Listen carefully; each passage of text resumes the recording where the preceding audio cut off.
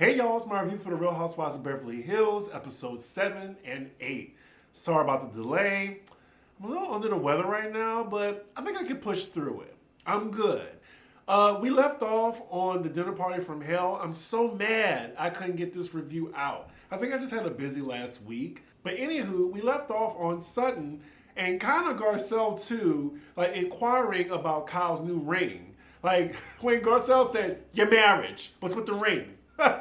Like just getting straight to the point. Kyle takes this concern about her new ring as Sutton trying to say is Mauricio cheating on her. And she says the reason her changed behavior, the exercising, the no drinking, is because she feels depressed. And even if she does have 2 glasses of wine, she'll still feel depressed. I can't afford to be depressed! The whole table is just taken aback. Like, wow. Well, all right. I think Sutton needs to understand that she's not cool with Kyle like she thinks she is. So Kyle isn't going to tell you her deepest, darkest secrets. Like, you know, Faye is her homegirl, and I think she's closer to Dorit and Erica more than Sutton. But I get it from Sutton's perspective. Like, if it's a person that I'm best friends with, or in my mind that I'm best friends with, they're going through something and I'm the last to know, or you don't tell me at all, I will feel some type of way. This is such an awkward dinner. Could you imagine just being the chef or the wait staff while they're doing that? I can't afford to be depressed right now. Here's your soup, ma'am. Like, what? And is this even a weed dinner? Putting in 1 gram, 2 grams and stuff? Wasting that man's time. So finally there's some light conversation at the table. Like, we're getting to know Anne-Marie. She's so damn bubbly. I'm not sure how I'm gonna respond to that in future episodes. Like, over gregarious people, they annoy me. And then Garcelle's talking about her divorce. Cynthia's putting in her input, being that she's recently been divorced. Glad to see Cynthia on here. I'm glad she's getting a little bit of camera time, because I kind of forgot she was there. Okay, so now we're back with the awkwardness. So the attention is on Denise Richards. And Dorit asks her, how's it feel to be around the group again? And they're being messy, saying, do you miss anybody? But yeah, she focuses her attention on Erica and says, what changed between us? Because you were so lovely to me when we first met, and then a year later, like, we have a different dynamic. And I feel like she's taking out her vendetta against Lisa Rinna out on Erica because that's her homegirl. I don't know, it's just weird because I don't think Erica did anything to Denise. And if Denise should be mad at anybody, it should be Teddy and Lisa Rinna. I mean, maybe just all of the Fox Force 5. If you're going to be mad at Erica, then you better be mad at Kyle and Dorit, too. Erica doesn't know what Denise is talking about and wants her to be more specific. But the problem is, Denise Richards is shit-faced right now. We cut to most of the ladies' confessional, and they're all aware that Denise was on something or inebriated. Denise is getting more and more annoyed that Erica doesn't know what she's talking about. I really need Denise to just say Lisa Rinna's name, but is there some type of clause they can't say Lisa Rinna's name this season? Oh my God, can the cameraman please stop focusing on the gay sample at the table? Please, please. We don't need his expressions. He shouldn't even be at the dinner. But Denise is tripping. Like, she's breaking the 4th wall now since Erica needs more specifics. She's like, watch the show, come back to dinner, and let's do this over again. It's getting weird. Damn, I feel bad for her because they are laughing at her at the table. Oh my God. So Erica, I mean, she's cool. She says she's high right now. I can't really tell. But I think she just wants to, like, end this conversation. So she tells Denise, I'm sorry. And Denise is like, thank you. You're welcome. And then we see one of the chefs in the back saying, dude, Denise Richards is fucked up. And it's not the weed from the food because she asked for 0 grams. Oh my God. Sutton. Sutton takes a joint out her purse and just lights it at the table. Ooh, I know Kyle wants to jump out of her skin right now. Like, she doesn't look like the type where you can smoke inside her house. I'm also confused because, Sutton, you're smoking a joint, but you said you didn't want hardly any grams in your food. Look, Sutton came to play this season. She is working for that check. And she don't even have to. So if you the ladies step away from the table, it's Garcelle, Sutton, Kyle, and Denise. Denise is fucked up. Now she's telling Garcelle that Erica, she didn't know what I was talking about. I think she called her a dumb see you next Tuesday twice. She also has her jacket upside down, but we'll get to that later. Also, we're getting to it already. So, most of the ladies are up from the table. They're at Kyle's bar. And Dorit goes up to Denise like, oh, babe, I think your jacket's upside down. Denise ain't having it. She's like, what are you doing right now? I know what you're doing. And Dorit's just like, girl, your jacket's upside down. Production, they rewind when Denise came in and she's definitely wearing it upside down. I mean, it looks okay like that upside down. Like, if she wants to wear it like that, let her. It's so awkward. Now she's telling Dorit, don't do this. Don't do this. I know what you're doing. Don't do this. And Dorit's trying to be discreet. Like, she could have been like, Denise, is your jacket upside down in front of everybody? So then Denise tells her, I don't give a flying ass fuck about a jacket. Dorit, I would back away if I were you. Yeah, so Denise tells Kyle that she's going home, and I think she needs to go home. She's still talking about Erica, like what she did to her. Erica's confused, as we all are. Now, Denise, if you're going to come for Erica, at least have a reason. Because I would love to see you cuss her out, but you just can't cuss her out for no reason. So this party is still going on. All the ladies are at the bar. Thank God Denise Richards left. But Dorit gets the party started again when she tells Kyle when she left the table, she asked Sutton where's the host, and Sutton said in denial about something. Kyle, as soon as she hears that, calls out Sutton immediately in front of everybody. She says, Sutton, what am I in denial about? They're really getting into it right now. Kyle starts cussing at Sutton. Kyle leaves the room for a second. She's talking to Erica and Anne-Marie, like how what Sutton is saying doesn't make any sense. So now all the ladies follow Kyle into the kitchen, and they're going at it again. I think Sutton should kind of back off at this point, but then I remember Dorit started this argument now by telling Kyle that. So now Kyle feels the need to call out Sutton on how she doesn't eat again, and her not knowing whether she had one drink or five. Basically implying that she's an alcoholic with an eating disorder, a double whammy. Sutton says she actually has an esophagus issue where she has a hard time getting food down. Did she say Kyle knew this?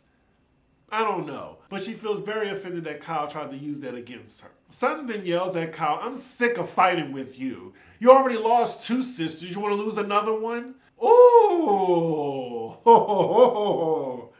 damn. Now, everybody in the room felt that. And Kyle was like, go fuck yourself. And she said it twice. Like, how come Kyle didn't kick her out the house? I would have kicked her out of my house had she said that. I probably would have slapped her if I was Kyle. So now we're talking about the sisters, and Kathy's name come up. And I guess something that happened between Sutton and Kathy, like Kathy didn't like that Sutton didn't stick up for her in the press. Kathy yelled at her. And I think Kyle was hoping that Sutton, would, I guess, speak out about that. But no one wants Kathy to be mad at them. So Kyle is mad at her for being quiet. So then Sutton thinks that's the reason why she has it out for her.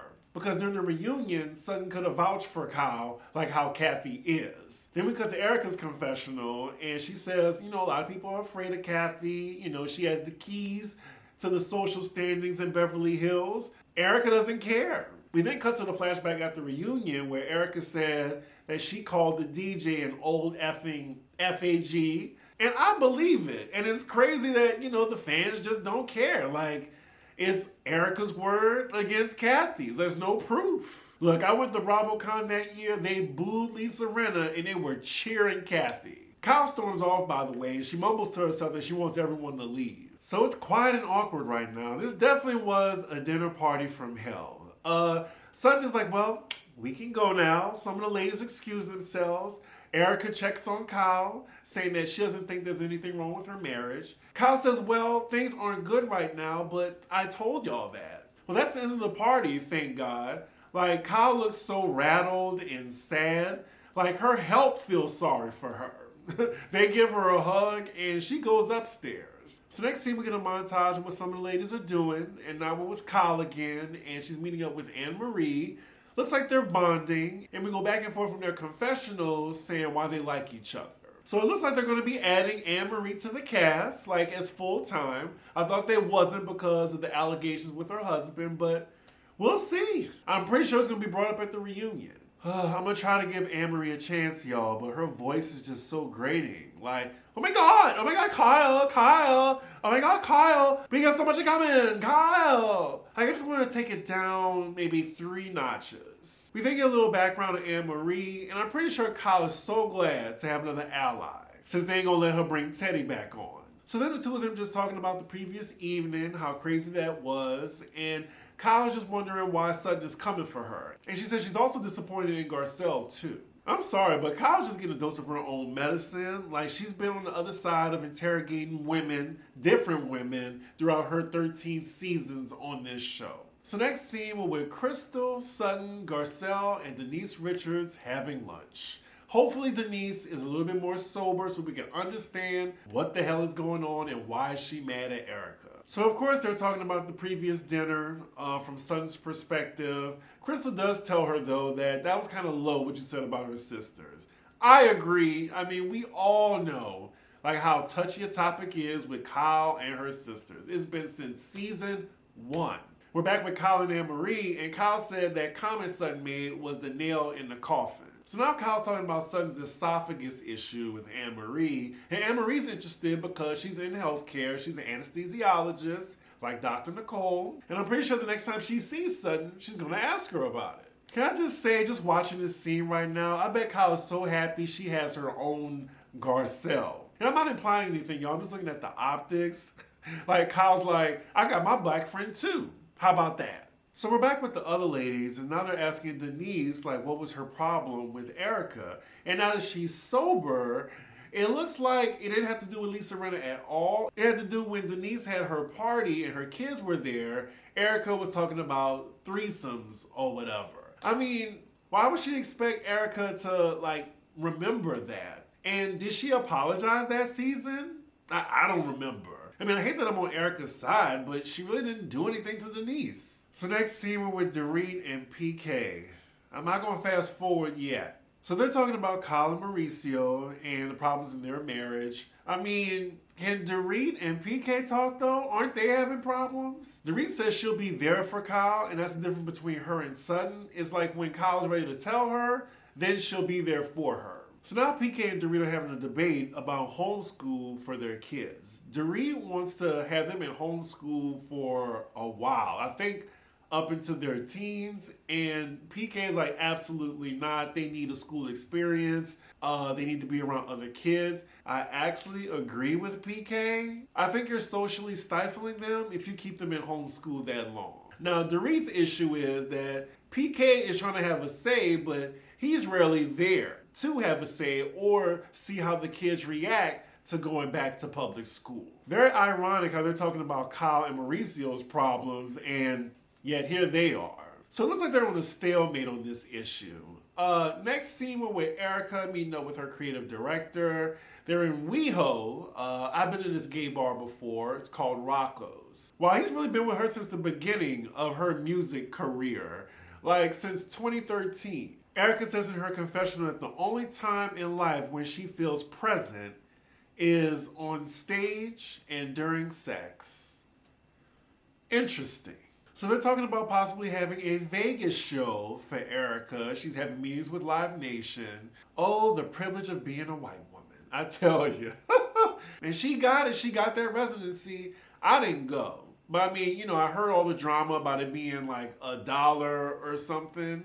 If you went to the show, let me know in the comments, did you enjoy it or not? Next scene, we're meeting up with Dorit. Looks like Runyon Canyon. They're about to do some hiking, or what do you call it? You know, I rarely do that shit. I guess they're just going to be walking around the canyon. They're talking about Sutton and what she's implying about Kyle's marriage. Like, Kyle knows what she's trying to do, but can they really be mad when they themselves are implying that Sutton is an alcoholic with an eating disorder? Oh my God, we got another cameo from Kim Richards. It's so good to see Kim, and it looks like her and Kyle are in a good place. If you've been watching since season 1, you know, you feel it when you see Kim. Kim has been through hell and back, especially with Kyle.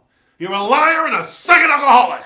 I swear Kyle is never in a good place with both of her sisters at the same time. If she beefing with Kathy, that means she cool with Kim. If she beefing with Kim, that means she cool with Kathy. Kim says that she really left her house after the pandemic and she started coloring the walls. And we see the art, and it's actually some good art. I will give her that. Someone mentioned on Twitter that they would love to put Kim Richards with Mary Cosby in a room together, and I would love to see that. So we definitely get confirmation that Kyle and Kathy are not cool at the moment, so much so that she didn't even know Paris Hilton had her baby. She found out through Instagram. It's so nice to see Kyle and Kim getting along, and Kim is getting emotional because she wants Kyle and Kathy to work it out. I mean, y'all remember back in the older days of Beverly Hills when Kyle and Kim were like thick as thieves, when they hid Brandy's crutches at game night, and then they were both tag teaming her. You're a slut pig. So yeah, the credits are rolling, and then we see Kim just still advising Kyle like to make it right with Kathy. Don't let too much time go by. It might turn into resentment. And that is where the episode ends. That felt like a meaty ass episode. This might be a long review, y'all. I'm sorry. Let's get to episode 8. So this episode opens so dramatically for no reason. We see Kyle talking to Mauricio about the dinner, how it was a disaster pretty much. And she's telling him like what Sutton said, like implying that something's going on in their marriage. And Mauricio, he seems pretty laid back, but bothered by it. I guess, what they want us to believe is everything is fine. I'm not sure if they had a real conversation on camera yet. I guess we gotta wait further along into the season. But at the end of their conversation, they do share a kiss between each other. Did y'all believe the kiss? And I think it was very shady of production to put denial about something, the echoing of Sutton in the background as they zoom in on a picture of Kyle and Mauricio. So next scene, we're at Sutton's store, and it looks like the event for this episode is going to be the anniversary party for it. She's talking to her planner, and her planner's asking her like what food she wants. She's like, no food. Everyone's on that Activia. Okay, girl. Ozempic. And yes, everybody's on Ozempic, including Oprah. Can y'all believe that? Child, if Oprah's on Ozempic, I think pretty much now it's going to be a mainstream thing. We cut to Sutton's confessional. She's just very excited about her business that, it's her own money she's making. She did it on her own. Production is so shady. They ask her, did you use any of your spousal support to start your business or keep it running? She's like, yeah. I mean, I don't have a problem with that because that's her money. That's her money. She deserves it. Is that a contradiction to y'all? I didn't see it as one. So she gets a FaceTime from Crystal. Keep forgetting she's on the show, but Crystal asks her if she invited Kyle to the party. After the things Sutton told Kyle, I would be surprised if she even wanted to come. So it looks like Crystal's a bone carrier now because she let Sutton know that it was Dorit also implying that Sutton is an alcoholic. So next scene with Kyle, she's being visited by her therapist / life coach. It hasn't even been a minute and Kyle starts crying. She's talking about her tumultuous relationship with Kathy. It's been going on and off for at least a decade. I'm glad I'm an only child. Well, at least was raised as an only child. Side note, you know what I hate about Beverly Hills sometimes?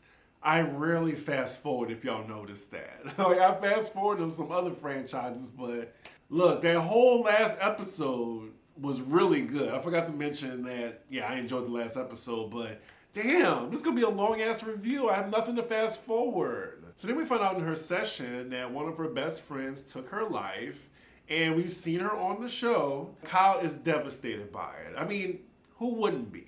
I wonder, did she share this with the other ladies? Maybe they would have more sympathy into, the change in her habits? Whew, that was a heavy scene. I guess I can see why Kyle was so stressed now. I mean, her relationship with her sister, she lost her best friend, and then her marriage. And then this show.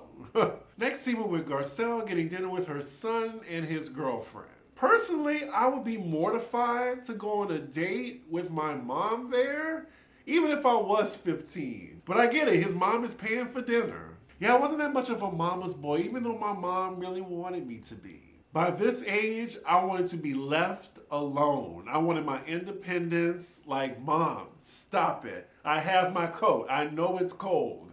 Look, my mom will still call me. I am 38. She will say, you got your boots. You got your boots if it's snowing. You got a good overcoat. So imagine in my teens. Well, this was cute.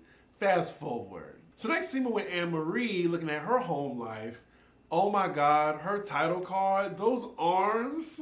She looked like she could bench press at least 250. So her house is really nice, and she has 4 kids, 3, 4, 7, and 24. Interesting. I'm guessing the oldest is from a previous marriage. So she's talking about her husband and saying that he told her that she is an 8.5 at everything. I don't understand what that means. Maybe he doesn't believe in perfectionism. Maybe he doesn't want to get her head too big. You're an 8.5 at everything. I don't think I would like hearing that. I would want my man to see me as a 10. If he don't see me as a 10, we have a problem. So yeah, she definitely checks out the housewife part, but we will see as the season progresses. Next scene we're with Erica at her house. So we see her calling her mom on FaceTime, and she lets her know that she's officially going to be doing a residency in Las Vegas. We see in a flashback her signing a contract for 20 dates. So she's inviting her mom to the show. And just a random side note, doesn't Erica have a child? A son, a grown-ass son? How come we have never seen her interact with him? Like, I would love to know, like, do they have a relationship, or does he just not want to be on the show? It's probably the fact that he's a cop. That's what I think it is. All right, so next scene is the night of Sutton's anniversary party for her store. I love Sutton, but I don't know. Something tells me that she's a nightmare to work for. So now we see all the other ladies in glam getting ready for the party. So we're with Kyle now. She's FaceTiming with her alleged boo, Morgan. I was about to say the lesbian, but I'm going to be respectful. Morgan. And we found out that she's bringing Kim to Sutton's event. I'm still surprised she wants to even go to Sutton's event. Knowing Kyle, I'm sure bringing Kim to Sutton's party was calculated, especially the comments Sutton told her at the dinner party. So a few of the ladies arrive, and wow, Erica looks stunning. I'll give it to her. I don't care for that much these days, but she looks good. Anne-Marie, you know, it's suitable, conservative, but it's suitable. It's better than what Crystal be wearing. Dorit's look, I think she's trying too hard. Surprisingly, I'm not sure if I like it. So Crystal and Garcelle arrive. Crystal is dressed like a 65-year-old woman. I can see Kathy Hilton in what she's wearing.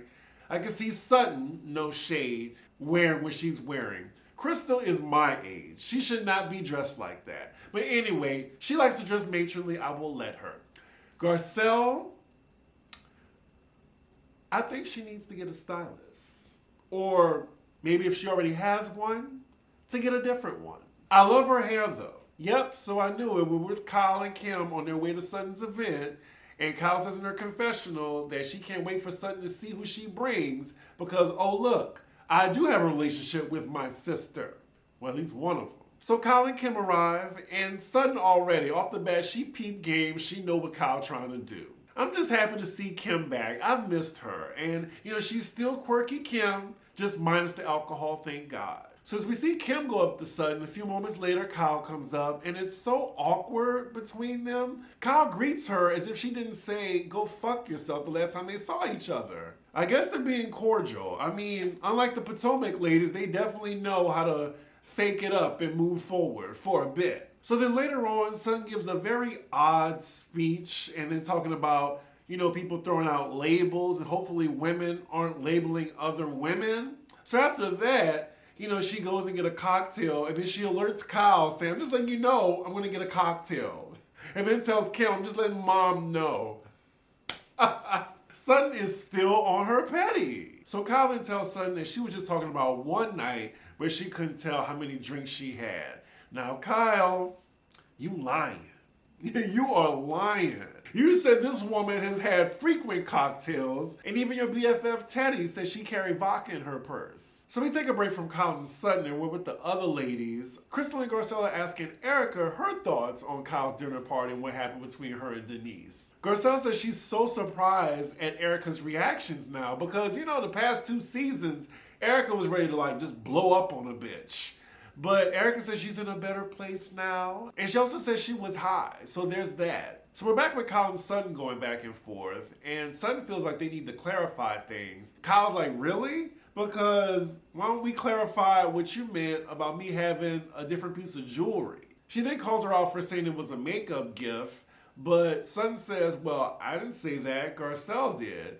But then Kyle's like, well, you thought it, didn't you? Because, I mean, Garcelle was helping Sutton at the table spit it out. So I would imagine that Sutton thought it was a makeup ring too. So now the other ladies come over and Kyle asked Garcelle, she said that you were the one asking if my jewelry was a makeup gift.